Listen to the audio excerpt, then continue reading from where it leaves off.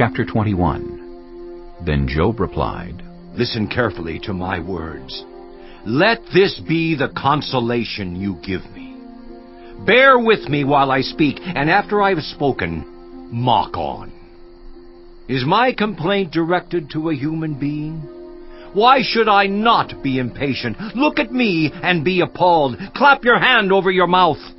When I think about this, I am terrified. Trembling seizes my body. Why do the wicked live on, growing old and increasing in power? They see their children established around them, their offspring before their eyes. Their homes are safe and free from fear. The rod of God is not on them. Their bulls never fail to breed. Their cows calve and do not miscarry. They send forth their children as a flock. Their little ones dance about. They sing to the music of timbrel and lyre. They make merry to the sound of the pipe. They spend their years in prosperity and go down to the grave in peace. Yet they say to God, Leave us alone. We have no desire to know your ways. Who is the Almighty that we should serve Him? What would we gain by praying to Him? But their prosperity is not in their own hands. So I stand aloof from the plans of the wicked. Yet how often is the lamp of the wicked snuffed out? How often does calamity come upon them, the fate God allots in His anger? How often are they like straw before the wind, like chaff swept away by a gale? It is said, God stores up the punishment of the wicked for their children. Let Him repay the wicked so that they themselves will experience it. Let their own eyes see their destruction. Let them drink the cup of the wrath of the Almighty. For what do they care about the families they leave behind when their allotted months come to an end? Can anyone teach knowledge to God, since He judges even the highest?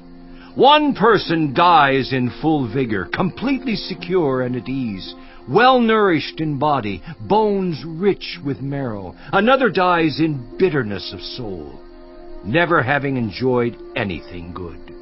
Side by side they lie in the dust, and worms cover them both.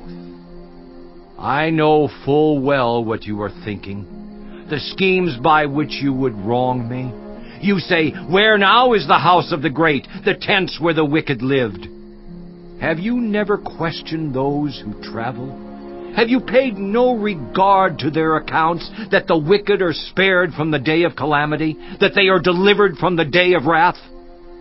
Who denounces their conduct to their face? Who repays them for what they have done? They are carried to the grave, and watch is kept over their tombs. The soil in the valley is sweet to them. Everyone follows after them, and a countless throng goes before them. So how can you console me with your nonsense? Nothing is left of your answers but falsehood. Chapter 22. Then Eliphaz the Temanite replied, Can a man be of benefit to God? Can even a wise person benefit Him? What pleasure would it give the Almighty if you were righteous? What would He gain if your ways were blameless? Is it for your piety that He rebukes you and brings charges against you? Is not your wickedness great? Are not your sins endless? You demanded security from your relatives for no reason. You stripped people of their clothing, leaving them naked. You gave no water to the weary, and you withheld food from the hungry. Though you were a powerful man owning land, an honored man living on it. And you sent widows away empty-handed and broke the strength of the fatherless. That is why snares are all around you, why sudden peril terrifies you, why it is so dark you cannot see, and why a flood of water covers you. Is not God in the heights of heaven? And see how lofty are the highest stars. Yet you say, What does God know? Does He judge through such darkness? Thick clouds veil Him, so He does not see us as He goes about in the vaulted heavens. Will you keep to the old path that the wicked have trod? They were carried off before their time, their foundations washed away by a flood. They said to God, "Leave us alone! What can the Almighty do to us?" Yet it was He who filled their houses with good things. So I stand aloof from the plans of the wicked. The righteous see their ruin and rejoice. The innocent mock them, saying, "Surely our foes are destroyed, and fire devours their wealth." Submit to God, and be at peace with Him. In this way prosperity will come to you. Accept instruction from His mouth, and lay up His words in your heart. If you return to the Almighty, you will be restored. If you remove wickedness far from your tent, and assign your nuggets to the dust, your gold of Ophir to the rocks in the ravines, then the Almighty will be your gold, the choicest silver for you. Surely then you will find delight in the Almighty, and will lift up your face to God. You will pray to Him, and He will hear you, and you will fulfill your vows. What you decide on will be done, and light will shine on your ways. When people are brought low and you say, "Lift them up," then He will save the downcast. He will deliver even one who is not innocent, who will be delivered through the cleanness of your hands. Chapter 23. Then Job replied, Even today my complaint is bitter. His hand is heavy in spite of my groaning. If only I knew where to find Him.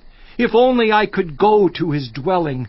I would state my case before Him and fill my mouth with arguments. I would find out what He would answer me and consider what He would say to me. Would He vigorously oppose me? No, He would not press charges against me. There the upright can establish their innocence before Him, and there I would be delivered forever from my judge. But if I go to the east, He is not there. If I go to the west, I do not find Him.